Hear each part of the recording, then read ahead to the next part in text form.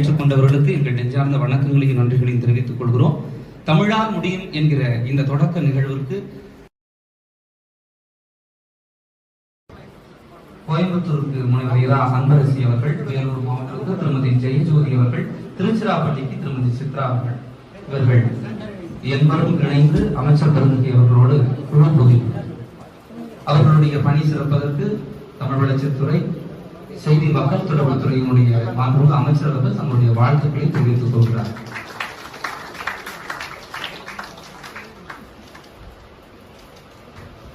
தொடர்ந்து உதவி இயக்குநராக பதவி உயர்வு பெற்றுள்ளவர்களை அன்போடு மேடைக்கு அழைக்கின்றோம்.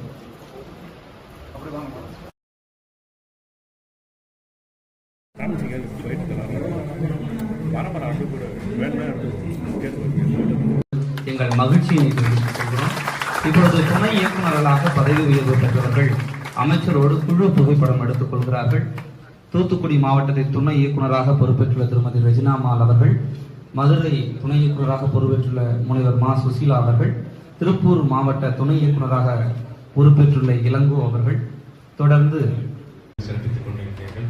அந்த வகையிலே இன்றைக்கு நம்முடைய எதிர்காலத்திலே குறிப்பாக இது நம்முடைய தாய்மொழி மீது இருக்கக்கூடிய பற்று குறைந்து கொண்டிருக்கிற சூழ்நிலையாக சில பேர் இன்றைக்கு சந்தேகப்பட்டுக் கொண்டிருக்கிற நேரத்தில் இவ்வளவு ஆர்வமாக நீங்கள் எல்லாம் வந்திருப்பது உள்ளபடி எனக்கு ஒரு ஆச்சரியமாக, அதே நேரத்தில் உள்ளபடி மகிழ்ச்சியாக இருக்கிறது.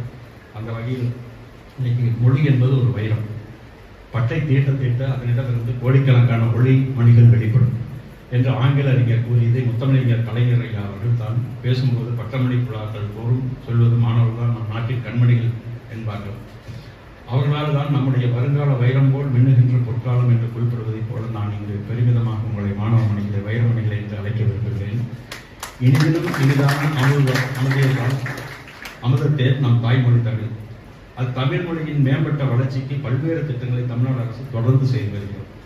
உலகத்தின் மூத்த மொழியாம் தமிழ் மொழியை உயர்த்திட பாடுபட்ட தமிழர்களுக்கு விருது வழங்குதல், தமிழர்களின் நூல்களை நாட்டுடைமையாக்கி அவரது மரபுரிமையாளர்களுக்கு நாடுரிமை தொகை வழங்குதல், அயலக பல்கலைக்கழகங்களில் தமிழ் இருக்கைகளை தோற்றுவித்தல், மாணவர்களிடம் தமிழ் ஆர்வத்தினை ஊக்குவிக்கும் வகையில் திருக்குறள் முற்றோதல், தமிழ் கூடல், தமிழ் மொழி இலக்கிய திறனீட்டு தேர்வு, தீராக்காதல் திருக்குறள் திட்டம், தமிழ் பரப்புரை கழகத்தின் வாயிலாக அயல்நாடு மற்றும் வெளிநாடு மாநில தமிழர்களுக்கு தமிழ் கற்பித்தல், எழுத்தாளர்களுக்கு கனவு இல்லம் வழங்குதல், வீடு வழங்கக்கூடிய திட்டம், அதேபோல உலகெங்கிலும் வாழும் தமிழர்களை ஒருங்கிணைக்கும் வகையில் ஜனவரி 12ஆம் நாளை அயலக தமிழர் தினமாக விழாவாக கொண்டாடுகிற சூழலை, ஜூலை 18ஆம் நாளினை பேரறிஞர் அண்ணா அவர்களால் தமிழ்நாடு சட்டமன்றத்தில் ஏகமனதாக தீர்மானம் நிறைவேற்றி மெட்ராஸ் மாகாணம் என்று இருந்ததை தமிழ்நாடு என்று பெயர் வைத்த நாளை இன்றைக்கு தமிழ்நாடு நாள் விழாவாக ஜூலை 18 நாம் கொண்டாடுகிறோம்.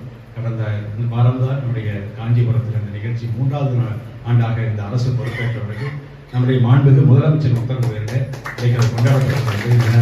பெருமையோடு